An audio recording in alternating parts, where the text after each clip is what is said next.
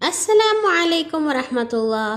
پیارے پیارے ہنستے مسکراتے بچوں، آج ہم لائے ہیں اناتول فرانس سے ایک کہانی کا عنوان ہے بہادر اقبال، اور اسے آپ کے لیے لکھا ہے غلام عباس نے۔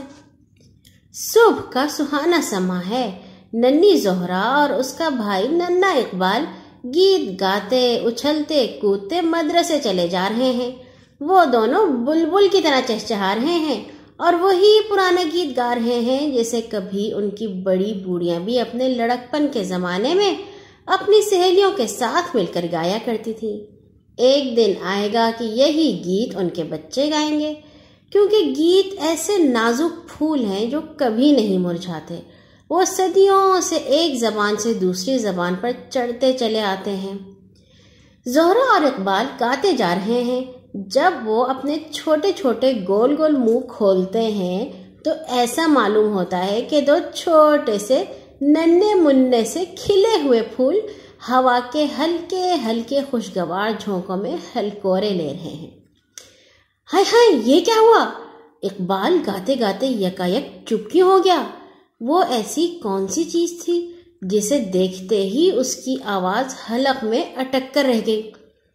ہر صبح کے وقت اقبال زہرا کے ساتھ مدرسے جاتا تو راستے میں تھوڑی دور تک تو خوشی خوشی گیت گاتا رہتا، لیکن جوں ہی وہ بازار کے موڑ پر قصاب کی دکان کے پاس پہنچتا تو ایک دم خاموش ہو جاتا اور قصاب کے کتے کو دیکھ کر اس کو سارا راگ رنگ بھول جاتا۔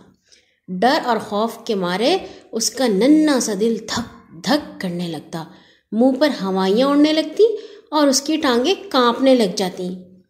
اس میں تو شک نہیں ہے کہ قصاب کا یہ کتا بے حد مسکین تھا۔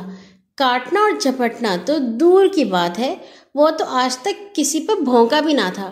بیچارہ اپنے آقا کی دکان کے پاس چپ چاپ بیٹھا رہتا تھا۔ اگر قصاب کوئی ہڈی یا چھیچڑا پھینک دیتا تو آہستہ سے سرک کر اٹھا لیتا اور پھر اپنی جگہ پر بیٹھ جاتا۔ لیکن اس میں اس غریب کا کیا قصور؟ اللہ میاں نے اس کی شکل ہی اتنی ڈرونی بنائی ہوئی تھی۔ ایک تو بکری کے برابر قد، اس پر سر سے لے کر دم تک سیاہ رنگ، آنکھیں ایسی جیسے دہکتے ہوئے دو انگارے، دانت سفید سفید نوکیلے اور جبڑوں سے باہر نکلے ہوئے۔ اقبال نے آج پہلے سے کچھ زیادہ بہادری دکھائی کہ بڑھ کر ایک بڑا سا پتھر اٹھا تو لیا، مگر مارنے کی جرأت کہاں سے لائے؟ خوف زدہ اور سہما ہوا سامنے کی دیوار سے لگ کر کھڑا ہو گیا، پھر آہستہ آہستہ سرکتا ہوا وہاں سے گزر گیا۔ زہرا بڑے غور سے یہ سب تماشا دیکھ رہی تھی۔ اقبال کی اس بزدلوں جیسی حرکت پر زہرا کھلا کر ہنس پڑی۔ اس نے ظاہر میں تو اقبال سے کچھ نہ کہا، مگر گیت کو کچھ ایسے طنزیہ لہجے میں ادا کرنے لگی کہ اقبال فوراً سمجھ گیا کہ یہ میری بزدلی پر چوٹ ہے۔ اس کے معصوم چہرے پر سرخی دوڑ گئی۔ یہ پہلا موقع تھا کہ اقبال نے گانے میں اپنی بہن کا ساتھ نہ دیا۔ زہرا اکیلی ہی گیت گاتی رہی۔ اقبال اداس اداس کسی گہری سوچ میں ڈوبا، زہرا کے پیچھے پیچھے سر جھکائے آہستہ آہستہ چل رہا تھا۔ مدرسے میں پہنچ کر بھی اقبال نے دن بھر کسی سے بات نہ کی، نہ ہی اس نے کھیل کود میں حصہ لیا۔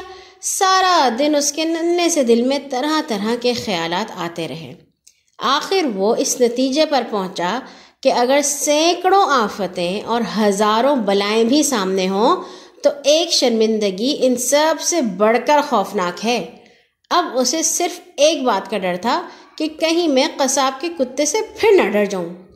جب مدرسے سے چھٹی ہوئی تو زہرا اور اقبال گھر لوٹتے ہوئے پھر قصاب کی دکان کے پاس پہنچے، مگر اب اقبال بہادروں کی طرح تن کر کھڑا ہو گیا اور بالکل بے خوف ہو کر کتے کی لال لال آنکھوں کے سامنے 61-62 کرتا ہوا گزر گیا۔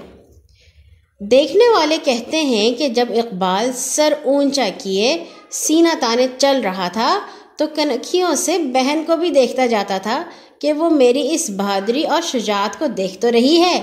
کسی نے کیا ہی سچ بات کہی ہے، اگر دنیا میں عورت ذات نہ ہوتی تو مردوں کی اتنی شجاعت اور بہادری کہاں سے آتی؟